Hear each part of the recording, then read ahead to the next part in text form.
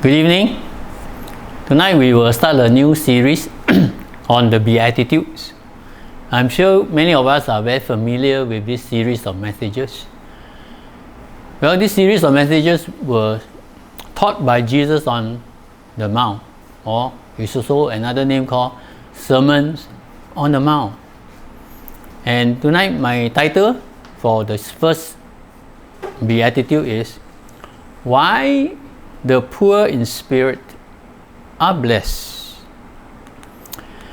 Well, our scripture is taken from Matthew chapter 5, verses 3 to 10. But before we read these verses, let me explain a little bit about the Sermon on the Mount. Now, some people do not accept that these Beatitudes, the Sermon on the Mount, are for today. They feel that these are for millennia, for some time in the future. Some people think that these are not applicable. So there is a group of people in the Christendom that they do not think that these messages are for them. But I believe that whatever Jesus taught is good for us. We cannot delineate or we cannot classify that these were teaching before the cross and that still belongs to the old covenant, and then now we are in the new covenant, so these teachings are not applicable. I tell you, if we use this standard, then we will be in a lot of trouble. I like to take a simple position that the things in the Bible, the teachings in the Bible, are good for our application, good for our spiritual education, for correction, for our spiritual growth. And it makes no difference for the Beatitudes. Let's look at Matthew chapter 5, verses 3 to 10. Verse 3 says, Blessed are the poor in spirit, for theirs is the kingdom of heaven. Now let me fast forward to verse 10. Verse 10 says, Blessed are those who are persecuted because of righteousness, for theirs is the kingdom of heaven. Now you notice that the first beatitude and the number 8 beatitude, they all share the same blessing. For theirs is the kingdom of heaven. You notice that? Now why is it so? Now let me show you that. We go back to verse 4. Verse 4 says, Blessed are those who mourn, for they will be comforted. Now notice that they will be is in future tense. And then verse 5, Blessed are the meek, for they will inherit the earth. Again, future tense. Verse 6, Blessed are those who hunger and thirst for righteousness, for they will be what? Filled. Blessed are the merciful, for they will be shown mercy. Now you see, all these are in future tense. Then verse 8, Blessed are the pure in heart, for they will see God. And then beatitude number 7, Blessed are the peacemakers, for they will be called children of God. Now you notice that the first and the number 8 has what? Theirs is the kingdom of heaven. And sandwiched between them are the other 6 beatitudes, and they are all in future tense. Now I suppose if I were to speculate that when Jesus taught these messages, it was primarily given to the 12 disciples. They were the hearers. And beside these 12 disciples, there were other hearers around. Now the disciples of Jesus, I believe, they are the people who have already inherited the kingdom of heaven.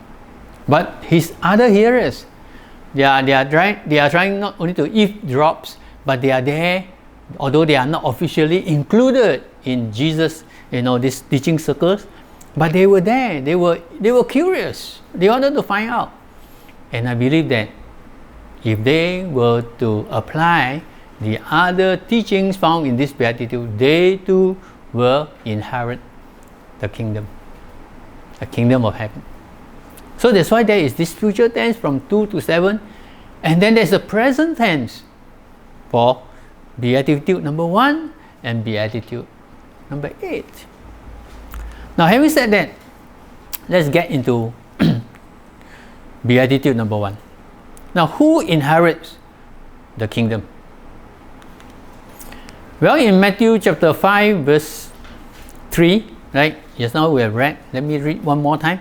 Blessed are the poor in spirit, for theirs is the kingdom of heaven. Now obviously, those who are poor in spirit, if you and I are poor in spirit, then ours will be the kingdom of heaven. And I believe that today you and I have, and we share in the kingdom of heaven.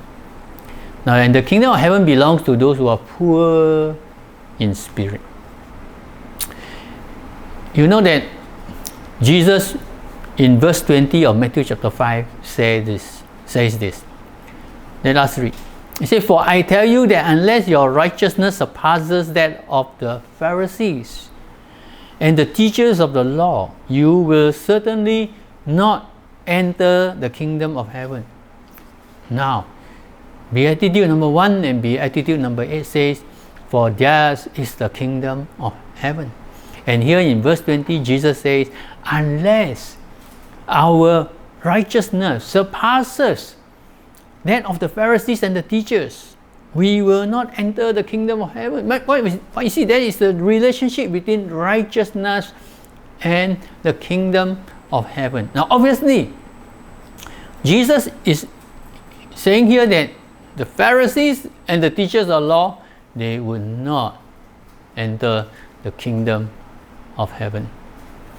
Now the religious leader had an external righteousness based on the law. You see, their righteousness is based on external deeds. Their righteousness could be measured by fasting and praying and tithing, etc. So they measure this action as a form of their righteousness. So they emphasize on the minute details of conduct, but they ignore the what? Importance of character. Now, conduct flows out of character. Let me explain. Now, obviously, when Jesus says, "Blessed are the poor in spirit," it's also talking about an attitude and also a conduct. Those who mourn, those who are meek, is the conduct. But why is this conduct different from the conduct of the Pharisees? Now, you see, the Pharisees and the teachers of the law, their conducts are governed by what? By the law of Moses. They are taught that if they obey this, they do this, and they don't do that, then it becomes their righteousness. So they observe very carefully all the minute details about fasting, about praying, about tithing, etc. And so to them, when they do this, then according to their definition or according to their teachings, that is righteousness. But you know something? Although it flows out of their conduct. And when Jesus said in this 8th Beatitude, it also refers to conduct, but there's a difference. Let me explain. Because, let me give you an example. Now, a person can honor his or her parents willingly, or that person can honor his or her parents by law. Now, if this child loves the parent, feel gratitude, grateful for the parents' upbringing, and then take pain to take care of the needs of his or her parents. Now it flows out of love, flows out of respect. It's not compelled by anything else except motivated by love, respect, and relationship. Well, on the other hand, another child can support the parent not because respect, not because of gratitude, but because the law says so. You know, in Singapore we have a law that if children do not support their parents can go to the authorities and ask the authority to intervene and force the children to take care of the parents. So you see the same conduct, but one flows out of love and respect, and the other are forced because of a law. Now see, the Pharisees, the teachers of the law, they observe all this. It's not because they love, but more than they are fearful. They are compelled by the law to do it.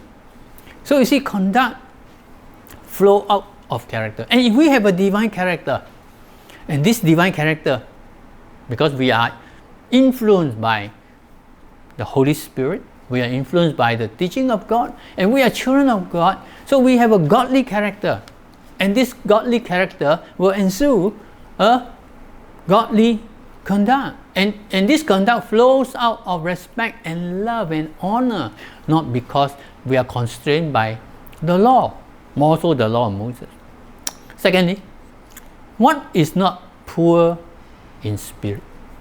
Now, it does not refer to money. Now, so being poor in spirit doesn't mean that you are financially poor. Although the word poor there actually in the original means that poor to the point where you have to stretch out your hand to beg. That is what it means. What it means. Poor. So poor. That it's not the ordinary poor, but poor until you have to beg. But this so-called poverty has nothing to do with finance, nothing to do with money. It is not financial in nature. Whether you are rich, whether you are poor, has nothing to do with being poor in the spirit. Now, it does not refer also, secondly, to biblical knowledge. Now, whether you accept Christ 6 months ago or you accepted Christ 6 years ago, it does not refer to how much Bible knowledge you have. It does not refer to that. It doesn't mean that if you have more Bible knowledge, therefore you are not poor in the spirit, or you are poor in the spirit. No. It does not refer to spiritual condition. Your spiritual condition and mine is not affected. See, it does not refer to a poor self-image. So poor in spirit doesn't mean that, it gives the idea as if this person has a very low self-image. No, this poor in spirit does not refer to how you view yourself or how I view myself. It does not refer to a poor self-image. And even if you have a poor self-image, doesn't mean that you're poor in spirit, by the way. Now, if we look at point number 3, I'm going to give you an example of found in Luke chapter 18, from verses 9 to 14. It records for us, just use the parable and show us 2 persons in this parable, and it teaches a beautiful story. Okay, a beautiful lesson. It's about a publican and the Pharisee, and how they pray when they went to the temple.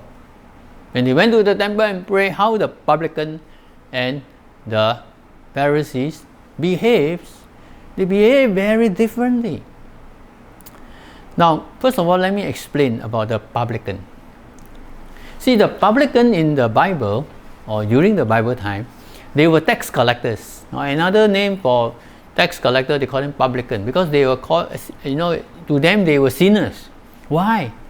Because during the New Testament era, the Roman authorities, when they collect tax, their tax system is not like ours, where you have personal income tax and then they send you an advice and you pay accordingly, and now we are more advanced, we can pay by cash or we can pay online, etc. No. In the New Testament times, the Roman collect tax this way. The Roman will take this tax collection. First they delineate a particular area, and then they put out this area, the people who will be taxed. They put out this whole area for tender or auction. Whoever tender the highest price, that means you offer the Roman authority annually a fixed sum of tax that you will give to the Roman. So the Roman only collect from one person, the publicans, and then the publican will what? Will in turn collect from the citizens. So the Roman make it very simple for them. They just deal with one person, collect this tax in bulk annually, and after that they leave it to the publican to collect the tax individually. Now, obviously, for the publican, for them to make a living, and for them, this is a business, and this is a lucrative business. So what they did was, they tax more, probably much more than what the Roman requires. That's why the Jews during Jesus' time hated the publican and treated them like sinners, because they were no gooders. They actually so-called steal from the general public. That's why they were not welcome. They were, so-called social pariahs. They were not accepted in their Jewish community. So there was this publican and these Pharisees. They came to the temple to pray. Now in Luke chapter 18 verses 9 to 14, read this. He says, to some who are confident of their own righteousness and look down on everyone else, Jesus told this parable. Notice, it has to do with righteousness. And righteousness has to do with the kingdom of heaven. Because we cannot enter the kingdom of heaven by our own righteousness, and this righteousness must be defined by God, not based on our own definition. So Jesus said, two men went up to the temple to pray, one a Pharisee and the other a tax collector, a publican. The Pharisee stood by himself and prayed, and he prayed thus. He said, God, I thank you that I am not like other people. Who are they? Robbers, evildoers, adulterers, or even like this tax collector. He was pointing his finger at the publican, because the publican was standing close to him. Verse 12, he said, I fasted twice a week and give a tenth of all I get. See, he tithes faithfully. In fact, he's so detailed in his tithe. You say everything he received. And then he said, but the tax collector stood at a distance. He would not even look up to heaven, but beat his breast and said, God, have mercy on me, a sinner. Verse 14 says, I tell you that this man, that is the publican, rather than the other, the Pharisee, went home justified before God. So God considered him justified. For all those who exalt themselves will be humbled, and those who humble themselves will be exalted. Now first we look at the Pharisees. Now we all know the Pharisees were people who were religious. They were the religious class. And this religious class, they look down on others. In this prayer that Jesus shared in this parable, he looked down on everybody else. He was self-conceited. He viewed himself as high and mighty. And he said this, I am not this and I am not that. I am not like the publican that's standing close to me. See, I'm not a robber. I'm not an adulterer. I'm not an evildoer. So you see, he is self-conceited. He paraded his own goodness before God. He promoted himself. He elevated himself before God. Self-advertised. He claimed that I'm not like the other guy. He was so proud that I am not like the other guy.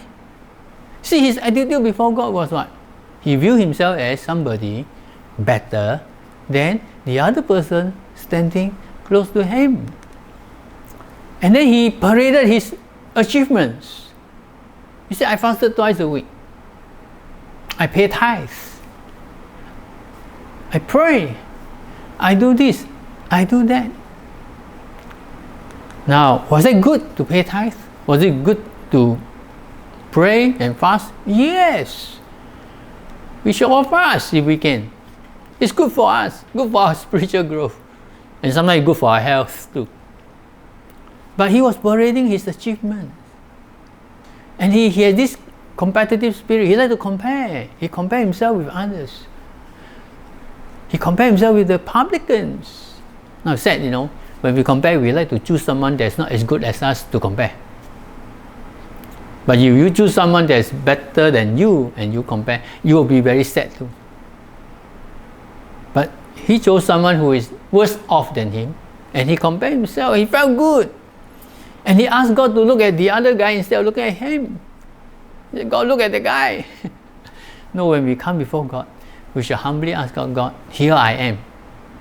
Here I am. And then the Bible said this. He left as he came. Because he came before God to pray. He paraded his achievements.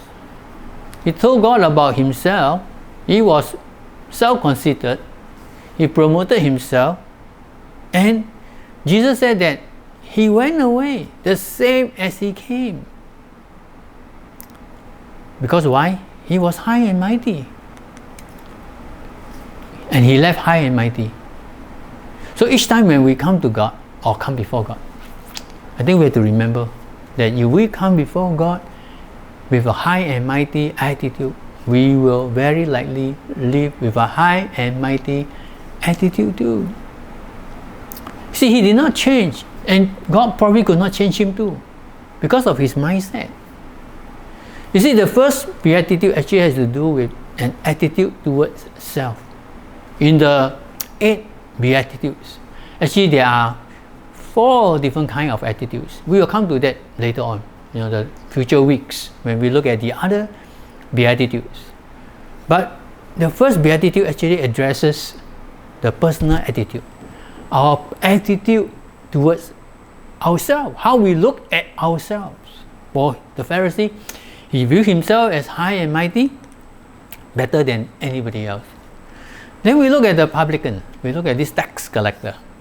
Well, the Bible tells us that he stand far away. He did not come near. He was humble. He was humble. He stand far away. He did not come close to God. He did not even lift up his head. He bowed down his head. See, the Jews, especially the Pharisees, they like to raise their hand and then they will shout. They will attract attention so that everybody knows that they pray. But no, this tax collector, he was so contrite. He did not even lift up his head to see God. He acknowledged his inadequacy. You see, that is the beginning or the secret of his success. He acknowledged that he is a sinner. He said, God, forgive me, I am a sinner. You know something, brothers and sisters, friends, if tonight you hear this message and you are in sin, it's important that you recognize it, you confront it, you face it, and then you come before God and settle with God. He acknowledged he is a sinner. Now I like to imagine that this publican, this tax collector, he knew his state of spiritual being. He knew his state of affairs. I would like to think that many a time he wanted to get out of that predicament. Now why he ended up as a tax collector, the Bible did not say. Like, this is a parable anyway. And did he enjoy being a publican? Did he enjoy being a sinner? I believe he enjoyed the money, but he obviously did not enjoy being labeled as a evil person. I'm sure many a time he will say, Lord, when will I be able to get out of my status as a tax collector and I can live a normal life like anybody else? When I walk out, people would show me some respect. People will welcome me. They will not shun me. They will not avoid me. I believe that these are the desire, these are the feeling that went through him. That he wanted to break out from his present state. I tell you, if he has this desire, he is already half successful. Because he recognized that he is a sinner. See, many a times, there is this trait. When people sin, they don't recognize it as sin. They give another name. He acknowledged that he is a sinner. Well, the Bible says that he left with God's approval. When he left, God said he is more righteous than the Pharisee. Now it's wonderful, right? Because God heard his prayer. And the Bible here tells us that, the Bible here didn't tell us that he prayed very loudly, right? I think he hardly mumbled his words. He was standing there with his head down. He did not even look up to heaven. And then he was silent. He was pouring out his inner being to God. But God heard his prayers. So sometimes prayers need not be very loud, that we shout at the top of our voice, and we think that loudness means power. No. Remember Samuel's mother, Hannah? When she prayed in the temple, her lip moved, but Eli could not hear the voice, the sound. And Eli thought there was a drunkard woman mumbling in the temple and chased her out. Little did he realize that Hannah was praying, and God heard that prayer. So I believe that this publican, when he came and he prayed to the Lord, although there were not much sound, but God heard his prayer. He went away justified. You see, he was the man who is poor in spirit. And he actually serves as a perfect example that we can learn, we can emulate, because he relied on God, not like the Pharisees who paraded his own achievements before God. No, this publican, he relied on God, but he left justified. He left with God's approval. God put a stamp of approval. God accepted him. It's amazing. Jesus said, when you are humble, then you'll be elevated. When you elevate yourself, God said he will bring us down. Number 4. How do you know you are poor in spirit? How do I know I am poor in spirit? Now, the poor in spirit have a broken and contrite heart.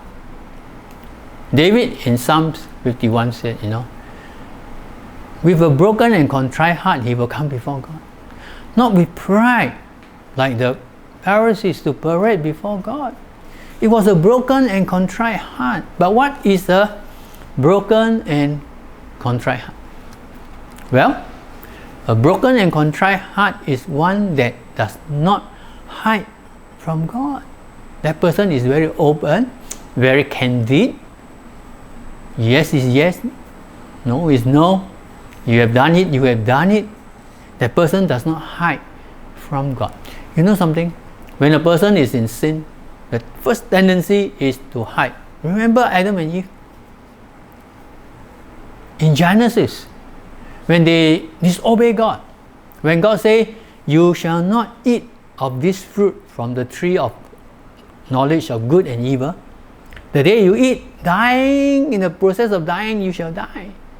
And when the devil, the serpent, tempted Eve ate, and Eve passed the fruits to the husband Adam to eat. And after that, they knew they sinned against God. What was the first thing they did when God came to the garden? They hid themselves behind a tree. So you see, hiding is the normal response when a person sins. But no, David said, a broken and contrite heart I come. He comes as he is, just as I am. There's a hymn, a beautiful hymn. Today, very few churches sing this hymn. Just as I am. Nothing to hide. Just as I am. So, a person who is poor in spirit do not hide. When they sin, they do not hide before God. When they have done wrong, they know that they have done wrong, and they will not find scapegoat. Now back to Adam's story again. When God confronted Adam, Adam blamed it on Eve. Adam said, the woman that you gave me, I had no problem until you gave me that woman. Now you see, he sinned, but he finds a scapegoat. So many a time there is this classic characteristic.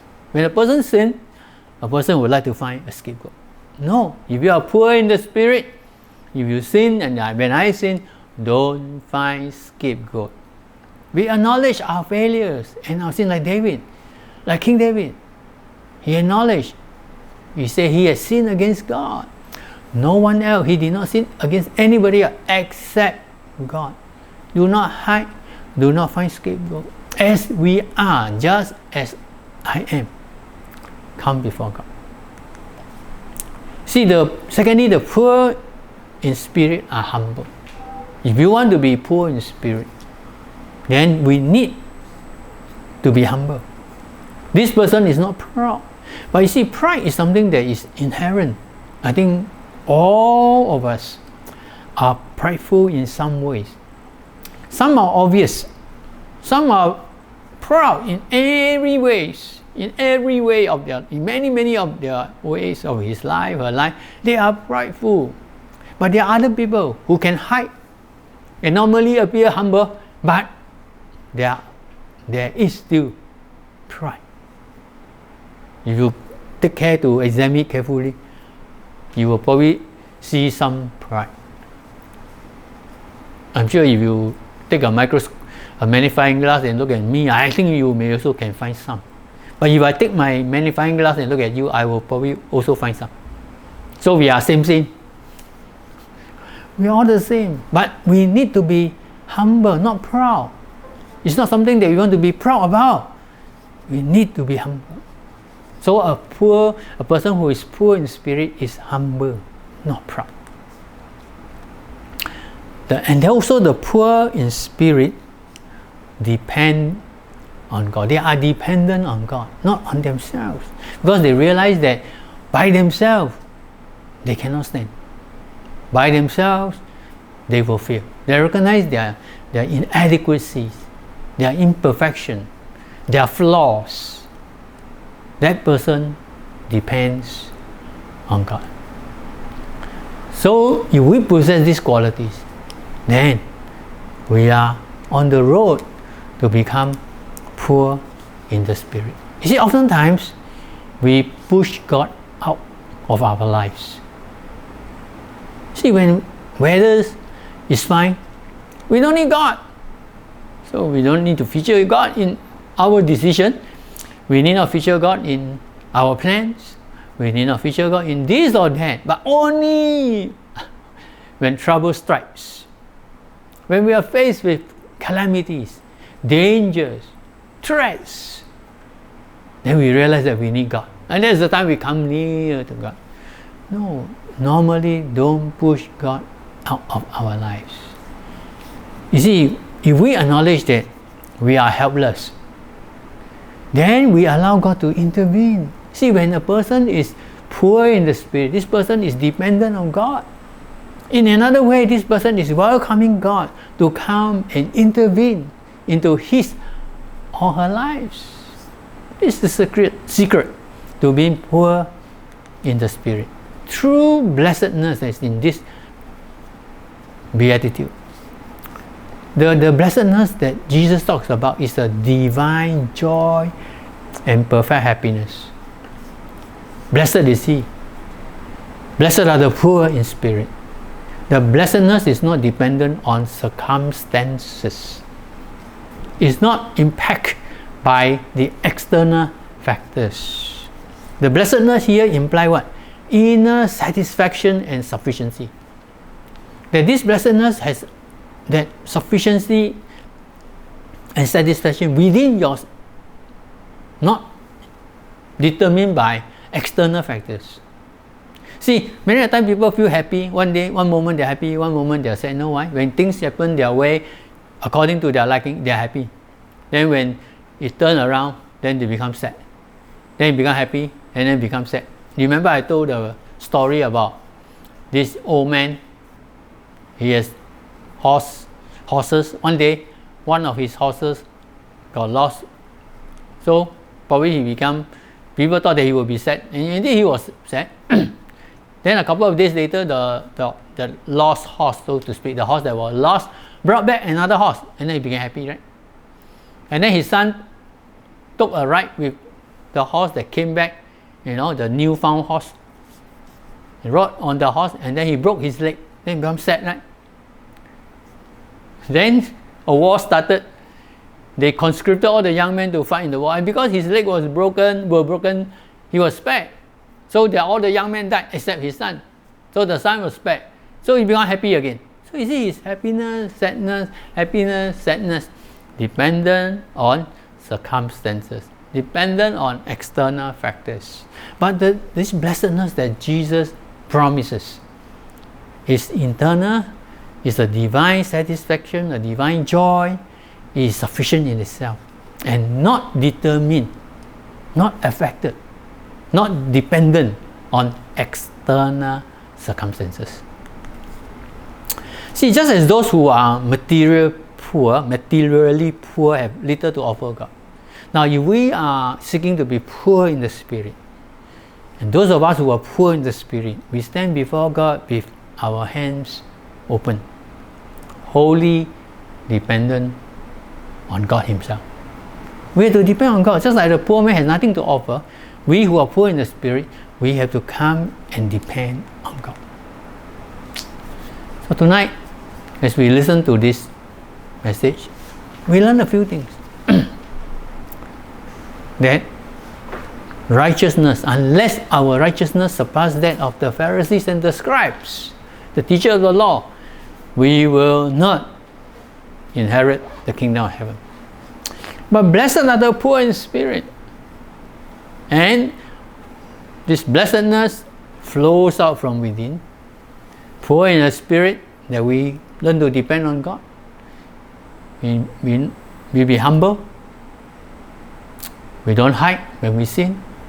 We acknowledge when we have failed God. And then God will come in.